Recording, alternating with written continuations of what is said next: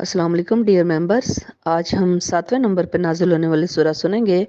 जो कुरान पाक की मौजूदा तरतीब में 81 नंबर पे है और जब नाजिल हुई तो 7 नंबर पे नाजिल हुई थी और ये सूरह तकवीर है। आप जब इस सूरत की तिलावत सुने अगर और तिलावत करते होंगे आप में से कई लोग, तो इंतहाई खूबसूरत तिलावत है इसकी, इंतहाई खूबसूरत इसका अंदाज है और इसके हम काफ़ी अल्फाज हैं कि आप बंदा इसके अंदर खो जाता है। बिल्कुल इंसान जो है ना वो इसमें बिल्कुल मशहूर हो जाता है, बिल्कुल सहर में आ जाता है। बहुत ही खूबसूरत अल्फाज हैं और आप ज़रूर इसको ज़रूर सुनेंगे तो आप माशाल्लाह आपके ऊपर एक रकत ताज़ी तारी हो जाएगी। इस सूरा की कुछ आयत मैं अरबी में पढ़ूंगी और अगर मैं पूरी सूरत अरबी में भी साथ पढ़ूं और फिर उसकी थोड़ी सी जो मैं सलीस उर्दू करती हूँ, क्योंकि तफसीर तो नहीं होती लेकिन सलीस उर्दू करती हूँ ताकि अरबी ज़बान की हमें अच्छी तरह समझ आ जाए। तो लेकिन कुछ लोगों के पास इतनी, कुछ मेंबर्स के पास इतनी स्पेस नहीं होती उनकी गैलरी में, इसलिए मैं चाहती हूँ कि ज़्यादा ऑडियोज़ आपके पास ना आए, तो इस वजह से मैं फिर पूरी अरबी नहीं पढ़ती, कुछ आयत में पढ़ लूँगी इंशाल्लाह। क्योंकि इस सूरह की ख़ास तौर पे जो आयत है ना वो बहुत ज़्यादा मुझे पसंद हैं। पसंद क्या है, सारा कुरान पसंद है सबको, लेकिन कुछ आयत बहुत ही दिल को छू लेने वाली हैं, तो वो मैं सिंपल रीडिंग करूँगी, यानी कि तिलावत नहीं करूँगी, क्योंकि तिलावत के लिए हमें ज़्यादा टाइम चाहिए होता है। बिस्मिल्लाहिर्रहमानिर्रहीम। इज़ा शम्सु कुव्विरत व इज़ा नजूमुन कदरत व इज़ल जिबालु सुय्यिरत व इज़ल इशारु उत्तिलत व इज़ल वहूशु हुशिरत व इज़ल बिहारु सुज्जिरत व इज़ल नफूसु ज़ुव्विजत व इज़ल मऊदाति सुइलत बिअय्यि ज़ंबिन कुतिलत व इज़ा सुहुफु नुशिरत व इज़ा समाउ कुशितत व इज़ल जहीमु सुइरत व इज़ल जन्नतु उज़लिफत। आपने देखा कि कितनी खूबसूरत इसके जो हम काफ़ी अल्फाज हैं, तलावत तो मैंने नहीं की, मैंने खाली इसको सिंपल पढ़ा है आयत को। और इसमें अल्लाह ताला फरमा रहे हैं कि जब सूरज लपेट दिया जाएगा और जब तारे बेनूर हो जाएंगे, जब पहाड़ चलाए जाएंगे, यानी पहाड़ रेजा रेजा होके धुन की ऊन की तरह उड़ रहे होंगे आसमान पे, और जब 10 माह की हामला ऊँटनियाँ जो है वो उनको खुला छोड़ दिया जाएगा, चलती फिरेंगी वो, क्योंकि मक्के के लोगों का ज़रिए माश ऊँटनी था और वो उनकी 10 माह की हामला जो ऊँटनी थी वो तो बहुत ही ज़्यादा उसकी केयर करते थे और उसकी बहुत ज़्यादा देखभाल करते थे। लेकिन उस टाइम जिस दिन क़यामत का दिन होगा वो 10 माह की ऊँटनी को भी इवन छोड़ देंगे, मतलब उन्हें ऊँटनी का होश ही नहीं होगा, उन्हें अपनी पड़ी होगी सारों को। और अल्लाह ताला फरमा रहे हैं कि जब वहशी जानवर मारे खौफ के इकट्ठे हो जाएंगे, अभी तो आप देखें कि शेर और बकरी अलग नहीं हो सकते, इकट्ठे नहीं हो सकते, लेकिन उस टाइम सब एक ही रुख, यानी क़यामत का जो दिन होगा वो सब के सब तय, वो जो अरफात का मैदान है ना जहाँ पे क़यामत कायम होगी, हर बंदा उस तरफ दौड़ा चला जाएगा, इंसान कब्रों से निकल के, जानवर कब्रों से निकल के, और जो जिंदा होंगे वो भी सब। तो अल्लाह कह रहे हैं वो सारे इकट्ठे होंगे, उन्हें एक दूसरे को खाने की फिक्र नहीं होगी, उन्हें खौफ उनके ऊपर ऐसा तारी होगा ना कि वो सिर्फ और सिर्फ मैदान जो मैशर है उसकी तरफ जा रहे होंगे। और अल्लाह ताला फरमा रहे हैं जब समंदर भड़का दिए जाएंगे, यानी क़यामत के दिन जब सब कुछ तलपट हो जाएगा और समंदरों के अंदर से लावे निकल पड़ेंगे और ग्रेविटेशनल फोर्स डिस्टर्ब हो जाएगी, तो सब कुछ उलट पुलट हो जाएगा। और अल्लाह ताला फरमा रहे हैं जब जानों को जिस्मों से जोड़ा जाएगा, यानी कि इंसान मौत के बाद उसकी रूह जो है वो आलम अरवाह में चली जाती है, क़यामत के दिन वो रूह वापस उस मुर्दे के जिस्म में डाली जाएगी, ख्वाह वो मुर्दा जहाज के क्रैश होने से उसके चीथड़े भी ज़मीन पे बिखर चुके हों और उनको चील और कौवे खा चुके हों, या ख्वाह वो जल कर आग से जल कर राख हो चुका हो, या समंदर के अंदर वो डूब कर गर्क हो चुका हो और मछलियों के पेट में उनकी खुराक बन चुका हो, ख्वाह वो इंसान हादसाती मौत मरा हो, ख्वाह वो मूजी बीमारी से हलाक हुआ हो, ख्वाह वो नॉर्मल मौत उसको हुई हो, नसीब हुई हो, तो उसके जिस्म को अल्लाह ताला उसके तमाम जो आज़ा हैं उनको अल्लाह ताला उसी हालत में लाएंगे और उस रूह को आलम अरवाह से वापस उस इंसान के जिस्म में डाल देंगे, ख्वाह वो किसी भी मज़हब से ताल्लुक़ रखता हो, क्योंकि अल्लाह ताला ऐसा करने पे कादिर हैं। और अल्लाह ताला ने कुन कहना होता है, हो जा, कुन का मतलब हो जा, फयकून, और वो चीज़ हो जाती है। फिर अल्लाह ताला फरमा रहे हैं कि जब जिंदा गाड़ी गई लड़की से पूछा जाएगा, यानी कातिल से ये नहीं पूछा जाएगा कि तुमने इस मासूम बच्ची को क्यों जिंदा दरगोर किया था, क्यों कत्ल किया था, क्योंकि मक्के के लोग जैसे कि अपनी बेटियों को जिंदा दफन कर देते थे, तो अल्लाह ताला उस कातिल से बिल्कुल भी नहीं पूछेंगे कि तुमने बच्ची को क्यों, मासूम बच्ची को जिंदा दफन किया था। اور بلکہ اللہ تعالیٰ اس معصوم بچی کو انصاف دیں گے اس دن، اور اس معصوم بچی سے اللہ تعالیٰ فرما رہے ہیں کہ سوال ہوگا بِأَيِّ ذَنبٍ قُتِلَتْ، تمہیں کس گناہ کی پاداش میں قتل کیا گیا تھا، تمہارے باپ نے کس گناہ کی پاداش میں تمہیں معصوم بچی کو زندہ دفن کیا تھا۔ اللہ تعالیٰ فرما رہے ہیں کہ جب اعمال نامے کھولے جائیں گے، جو ہمارے رائٹ لیفٹ اعمال نامے لکھے جا رہے ہیں نا، یہ اللہ تعالیٰ کے پاس ایک حساب ہے، اور ہم تو اگر 10 سال کا بھی حساب ہو تو ہم تو پاگل ہو جائیں، اور آپ دیکھیں کہ پوری دنیا کا حساب کتاب ہوگا، اور وہ سارے اعمال نامے نا اللہ تعالیٰ کے پاس محفوظ ہے ہر چیز۔ اور جب آسمان کا پردہ ہٹا دیا جائے گا، یعنی آسمان میں شگاف پڑ جائے گا اور آسمان جو ہے نا وہ پھٹ جائے گا، کئی صورتوں میں آگے چل کے آپ پڑھیں گے، اور جہنم جو ہے دہکائی جائے گی اس ٹائم، اور جب جنت کو قریب لایا جائے گا، اور اللہ تعالیٰ فرما رہے کہ اس دن جان لے گا ہر شخص کہ کیا وہ لے کر آیا ہے اپنے ساتھ، یعنی وہ ابھی تو مال و اسباب کمانے میں لگا ہوا نا کہ یہ میرا مال میرا مال، لیکن اصل مال وہ ہوگا جو ساتھ لے کر جائے گا، اعمال جو لے کر جائے گا قبر میں، تو اپنے اس مال میں سے کچھ بھی حصہ نہیں لے کر جائے گا، یہ تو اس کے پیچھے آنے والی نسلیں کھائیں گی نا، جو اپنے ساتھ اعمال لے کر جائے گا، جو نیکیاں لے کر جائے گا، صرف اور صرف وہ اس کے کام آئیں گی۔ اللہ تعالیٰ فرما رہے ہیں کہ فَلَا أُقْسِمُ بِالْخُنَّسِ الْجَوَّارِ الْكُنَّسِ وَاللَّيْلِ إِذَا عَسْعَسَ وَالصُّبْحِ إِذَا تَنَفَّسَ، یہ 4 چیزوں کی بھی اللہ تعالیٰ قسم فرما رہے ہیں، اور اللہ تعالیٰ اس سورہ میں بہت ساری چیزوں کی جو قسم فرما رہے ہیں نا،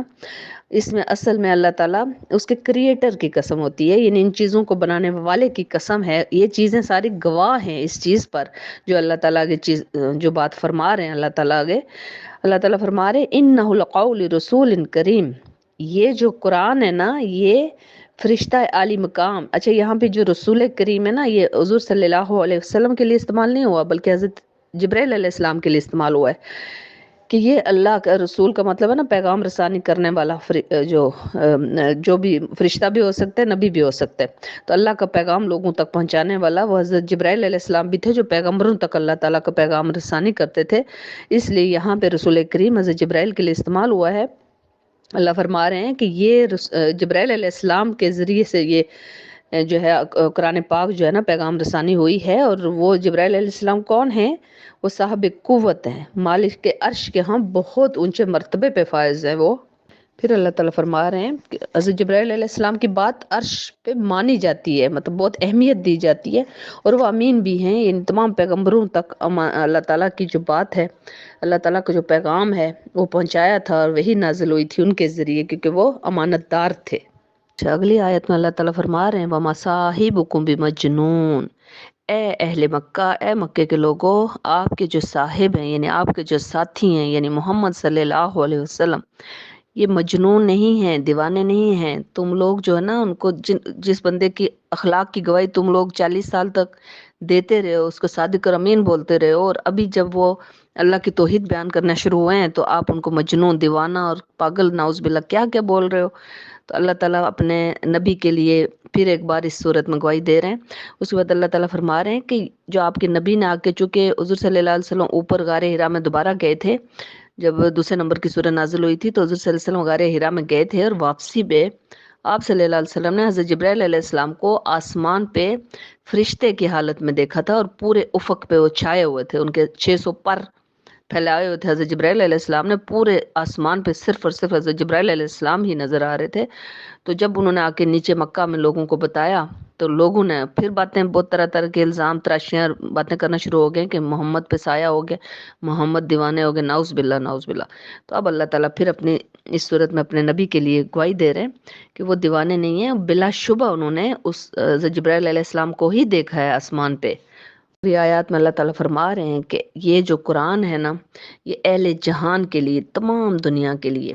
یہ خالی مطلب مسلمانوں کے لیے نہیں، تمام دنیا کے لیے یہ ایک نصیحت ہے، اور ہر اس شخص کے لیے یہ نصیحت ہے جو سیدھی راہ پہ چلنا چاہتا ہے۔ اللہ تعالیٰ کہتے ہیں مطلب جو نہیں چلنا چاہتا، جو مکر کر کے آنکھیں بند کر کے لیٹا ہو، اس کو ہم نہیں اٹھا سکتے، جو سویا ہو اور کہے کہ مجھے اٹھانا تو اس کو ہم اٹھا سکتے ہیں، لیکن جو مکر کر کے لیٹا ہو تو اس کو ہم نہیں اٹھا سکتے،